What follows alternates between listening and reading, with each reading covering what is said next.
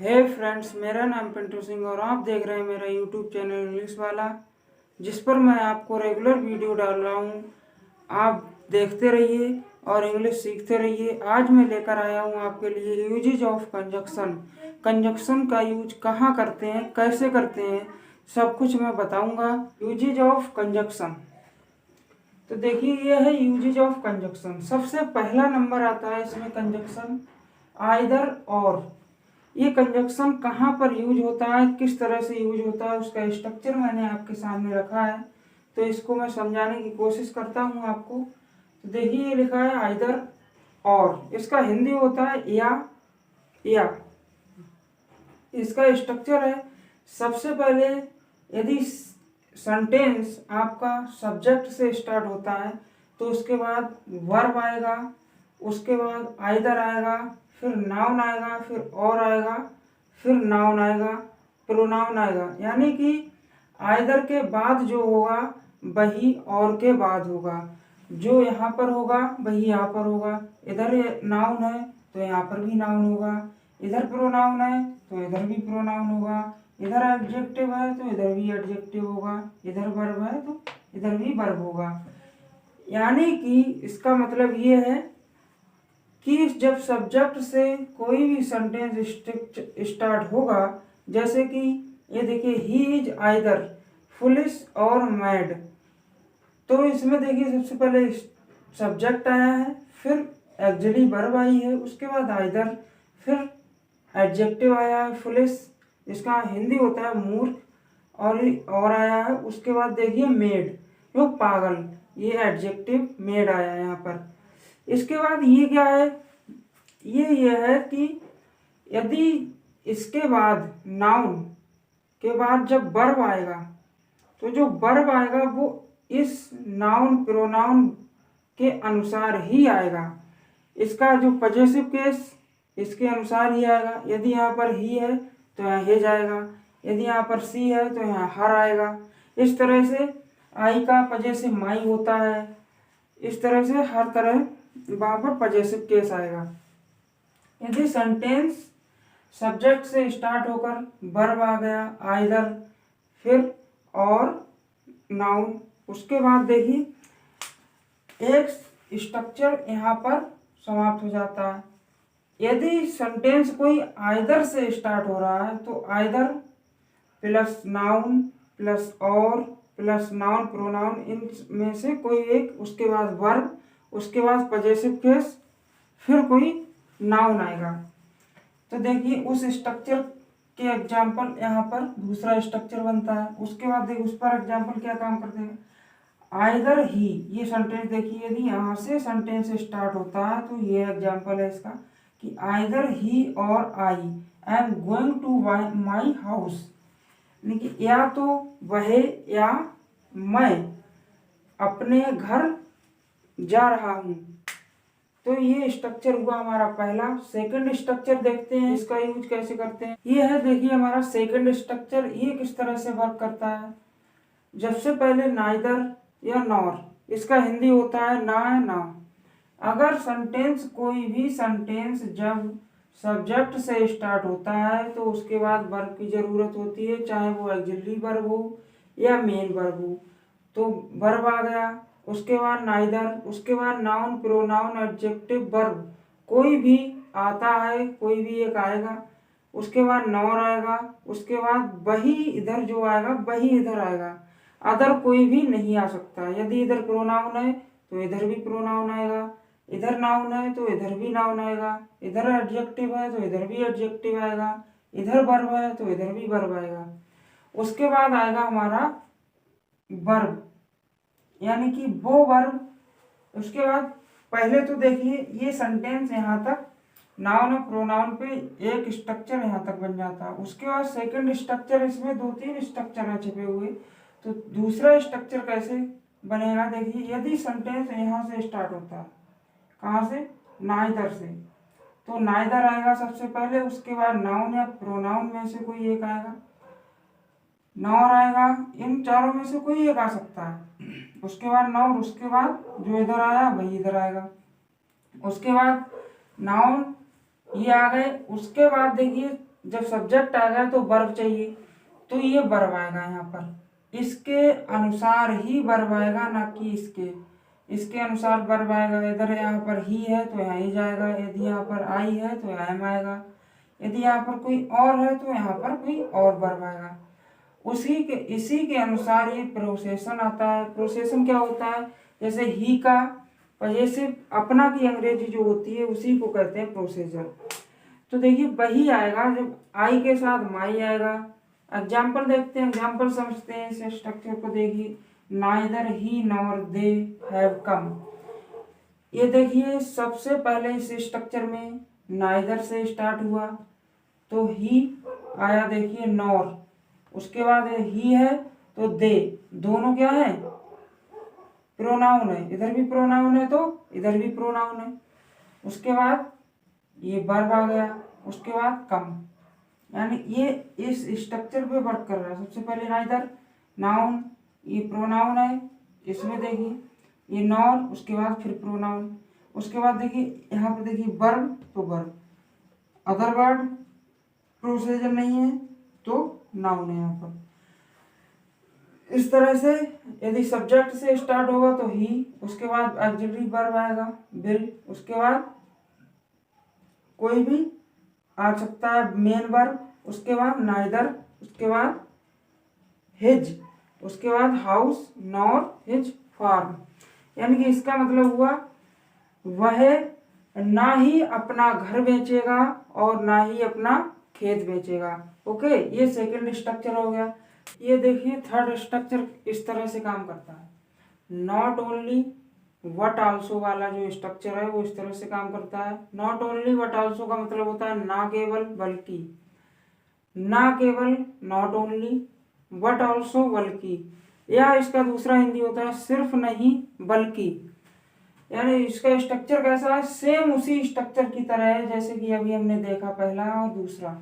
इसमें क्या, इसी में सबसे पहले यदि सेंटेंस सब्जेक्ट से स्टार्ट होता है तो उसके बाद नॉट ओनली आएगा, फिर नाउन प्रोनाउन एडजेक्टिव वर्ब में से कोई भी एक आए, उसके बाद व्हाट आल्सो, प्लस उसके बाद वही आएगा जो इधर आया है, उसके बाद इसी के अनुसार वर्ब डिसाइड होगा, इसी के अनुसार हमारा प्रोसेशन डिसाइड होगा।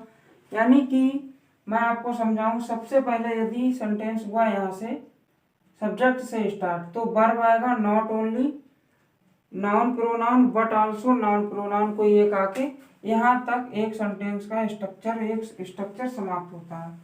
सेकंड स्ट्रक्चर यहाँ से स्टार्ट होगा not only, noun pronoun verb में से कोई एक विश बट आल्सो, उसके बाद नाउन प्रोनाउन में से जो इधर आया वही इधर आकर, उसके बाद वर्ब इसके अनुसार डिसाइड होगा वर्ब, उसके बाद इसी के अनुसार प्रोसेशन होगा। तो देखिए इसके एग्जाम्पल, इस पर एग्जाम्पल आधारित है। ये देखिए not only Anu but also Mamata and Zoya are doing their work. यानी कि ना केवल अनु बल्कि ममता और जोया भी अपना जो वर्क है करती हैं, अपना अपना वर्क करती हैं।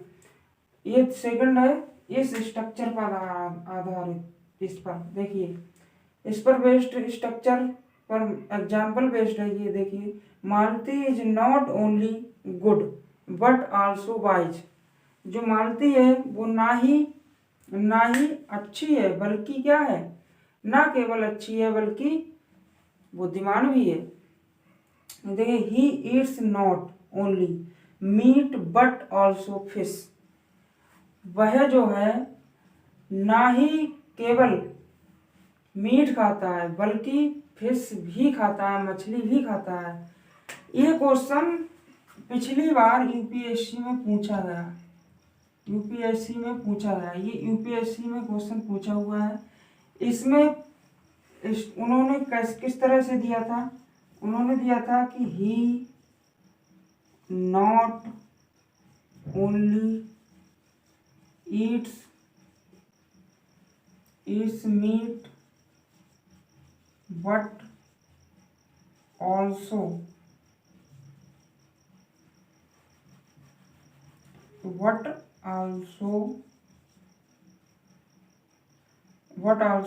फिश। उन्होंने इस तरह से दिया था और बोला था करेक्ट द सेंटेंस, इसको ठीक कीजिए, सही कीजिए। तो इसमें हुआ क्या, करेक्ट क्या है, इसी का करेक्ट किया हुआ ये सेंटेंस है। देखिए, ही नॉट ओनली ईट्स मीट। अब देखिए, ही नॉट ओनली ईट्स, ये जो ईट्स है वो भी एक वर्ब है और मीट भी वर्ब है। एक सेंटेंस में एक साथ दो वर्ब का होना संभव नहीं है, इसीलिए देखिए ये जो ईट्स है इसको यहाँ पर लाना है, ही ईट्स। ये देखिए, he eats not only meat but also fish. वह जो है ना केवल मीट खाता है बल्कि फिश भी खाता है। तो ये इसका आंसर इस तरह से देना था। फोर्थ कंजक्शन किस तरह से काम करता है इसको देखते हैं। ये बोथ एंड, दोनों, साथ ही। इसका स्ट्रक्चर किस तरह से होता है, सबसे पहले सब्जेक्ट होगा, फिर वर्ब, फिर बोथ, फिर नाउन या प्रोनाउन, एडजेक्टिव कुछ भी, फिर एंड, फिर वही होगा जो एंड से पहले होगा वही एंड के बाद होगा। हमेशा याद रख लेना, एंड जहाँ भी आएगा उसके पहले जो होगा उसके बाद भी वही आएगा।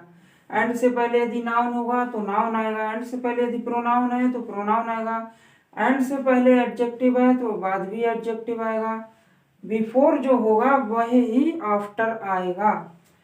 उसी के अनुसार जो वर्ब होगा वो प्लूरल होगा। ये देखिए एग्जाम्पल से समझिए, both Sumit and Amit have come, यानी कि सुमित और अमित दोनों एक साथ आए। Both Sumit as well as Amit have come. एक बात और हमेशा ध्यान रख लीजिए, बोथ के साथ कभी भी एज वेल एज नहीं प्रयोग किया जाता, हमेशा क्या प्रयोग किया जाता है, एंड। बोथ के साथ हमेशा एंड का प्रयोग होता है, ये हमेशा याद रखना है, ये देख लेना। कहीं भी यदि आपको बोथ के साथ एज वेल एज दिखे तो तुरंत समझ लेना कि वो सेंटेंस कैसा है, रॉन्ग है। तो ये सेंटेंस क्या है, रॉन्ग है। ये थर्ड देखिए, John is both tall and handsome. तो जॉन ना केवल क्या है, जॉन दोनों है, क्या क्या, लंबा भी है और हैंडसम भी है। जॉन लंबा भी है और हैंडसम भी है। जॉन लंबा तो है ही, साथ ही हैंडसम, सुंदर भी है। तो देखिए थर्ड हमारा जो फोर्थ था कंजक्शन बोथ एंड, इसका यूज इस तरह से करते हैं। तो ये है हमारा फिफ्थ कंजक्शन। फिफ्थ कंजक्शन क्या है, ऑल्दो, दो। ऑल्दो और दो जो है वो हमेशा स्पीकिंग, राइटिंग, रीडिंग, हर जगह आपको दिखेगा, हर जगह लोग यूज करते हैं स्पीकिंग में। ऑल्दो का मतलब होता है यद्यपि या हालांकि। ऑल्दो हो या दो हो, दोनों का हिंदी क्या होता है, यद्यपि या हालांकि, यट, फिर भी। ऑल्दो और दो के साथ हमेशा एट आता है यदि दोनों साथ में है तो देखिए ऑल्दो या दो होगा, उसके बाद सब्जेक्ट होगा, फिर वर्ब होगा, फिर अदर वर्ड होगा, उसके बाद comma yet, comma yet plus subject plus verb, यानी कि एक क्लाउज जो है हमारी यहाँ पर समाप्त हो जाती है। उसके बाद सेकंड क्लाउज से सब्जेक्ट वर्ब अदर वर्ड। तो देखिए नोट है इसमें, नोट क्या कहता है कि यट के बदले कॉमा से काम चल सकता है। यदि कहीं किसी सेंटेंस में आप यट ना भी लिखें तब भी काम चल जाएगा कॉमा से। किससे, कॉमा लगाकर काम चल जाएगा। यदि यहाँ पर यट लिखा है, कॉमा, कॉमा भी लगा सकते हैं और कॉमा नहीं भी लगा सकते हैं, दोनों से काम चल सकता है। तो देखिए लेकिन बट कभी नहीं आएगा। ये क्या लिखा, बट कभी नहीं, बट का यूज कभी नहीं होगा। ये देखिए although he was not guilty, हालांकि वह गुस्सा नहीं करता है, करता था। यट ही वाज पनिश्ड, फिर भी उसे क्या किया, सजा दिया। ऑल्दो ही इज पुअर, हालांकि वह गरीब है। देखिए एट नहीं लगाया, कॉमा से काम चल गया, फिर भी वह ईमानदार है। हालांकि वह गरीब है, फिर भी वह क्या है, ईमानदार है। दो he is old yet he is strong. हालांकि या यद्यपि वह बूढ़ा है, फिर भी वह मजबूत स्ट्रॉन्ग है। तो इस तरह से देखिए ये हमारा फिफ्थ कंजक्शन इस तरह से काम किया। आप इसी तरह से यदि हमारी वीडियो को प्यार देते रहे तो हम अगली वीडियो में आपके लिए और कंजक्शंस को डिस्कस करेंगे। तो आज के लिए सिर्फ इतना ही, मिलते हैं नेक्स्ट वीडियो में। तो आज के लिए thank you, have a nice day. I hope, मुझे आशा है आपको ये वीडियो पसंद आई होगी। तो इसीलिए आप मेरे चैनल को सब्सक्राइब करें, लाइक करें, शेयर करें, जिससे कि और भी बच्चों का भला हो सके। तो थैंक यू।